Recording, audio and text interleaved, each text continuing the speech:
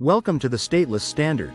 Today, we'll be uncovering the controversial origins of America's central bank, the Federal Reserve. The secretive birth of the Federal Reserve, uncovering the controversial origins of America's central bank. Before Nixon killed the gold standard, before inflation quietly hollowed out your savings, 7 men held a meeting. The story begins in 1910, when a group of powerful bankers gathered on the secluded Jekyll Island, just off the coast of Georgia, for a secret meeting.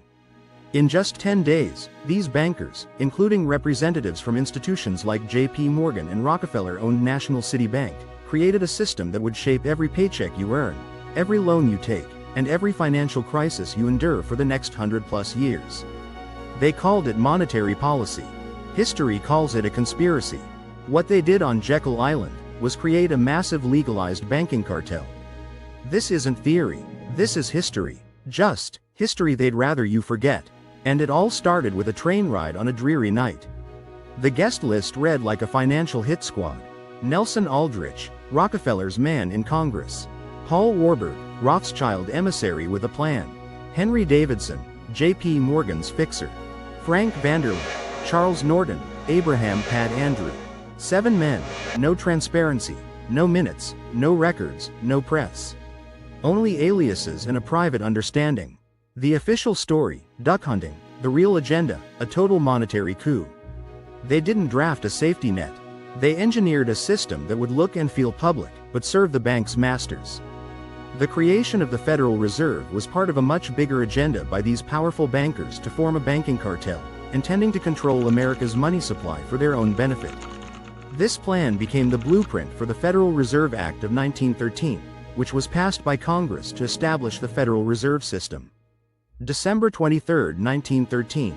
While most of Congress was home for the holidays, the Federal Reserve Act was signed into law. No press conference, no public debate, just a quick and dirty vote, and a new era of money was born. Despite the name, the Fed isn't truly federal and it holds no reserves. It's a hybrid, part government, part Wall Street bank.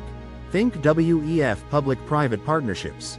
Regional Fed banks are owned by private banks, and their regulators usually picked by the banks themselves. A system built to supervise but structured to serve its owners. Ostensibly, the Fed was created to stop panics. And to be fair, it sometimes looks like it works. But every fix comes at a price. Not paid up front, but over decades. Since the founding of the Fed, the dollar has lost almost 97% of its value. Back then, $20 bought an ounce of gold. Today, that same ounce takes around $4,000. And in every crisis, the solution stayed the same. Great Depression, print. World Wars, print. More wars, print. Welfare, print. Housing collapse, print. Pandemic, print. Creating dollars out of thin air became answer to everything. Gold was too slow, they said. Too honest. They wanted more debt. So, in 1971, they finally cut the brakes. Now your paycheck rides on the guesses of unelected officials trying to time a trillion-dollar machine with models they arbitrarily update after each crash. Gold takes effort, sweat, time, restraint. That's why it mattered. Real money is about value, not getting rich. Because when your dollar was backed by gold, wars had to be funded with real reserves. Budgets had hard ceilings. Savings mattered. In 1950, a single income supported a family. Not because life was easier, but because money held its value. Today, those dollars we work so hard for lose value by the day. But the Federal Reserve took what once bought an ounce of gold, $20, into something that today barely covers lunch. That's not progress. That's abuse by design. They don't teach basic economics in school, nor how to balance your checkbook. They certainly don't want you to know how they slowly eat away your life. In 1913, the rules were changed. The market shackled. A monopoly on money took over. You were told inflation was natural. That prices rise with the tide. But they left out the part about who controls the money. Prices rise, wages fall flat and savings keeps shrinking. They just blame the economy. But it's not just the economy. It's the monetary operating system. And most of us were never shown the manual. No one told you that saving fiat money means slowly bleeding capital each year.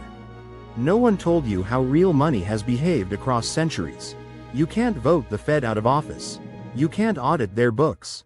You can't counterfeit your way out of trouble like the Fed can. But you can learn, and once you do, you never look back. Start asking questions, and not just because Ben Shapiro hates that. Calls to end the Fed have gained steam in recent years, with some politicians and activists advocating for the institution to be abolished or reformed. Utah Senator Mike Lee has publicly stated his support for ending the Fed, stating that it operates outside of constitutional boundaries. They print, they spend, they drive prices sky high.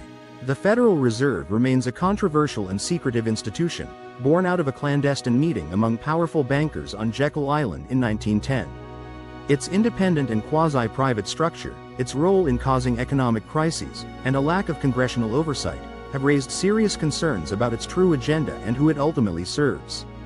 As debates over monetary policy and economic stability continue, it's crucial to examine the origins and operations of powerful politburos like the Federal Reserve, for a genuine understanding of their impact on our economy and society. We believe you deserve more than mere donkeys and elephants. Thank you for watching The Stateless Standard. Please like, subscribe, and share. Tell your friends too.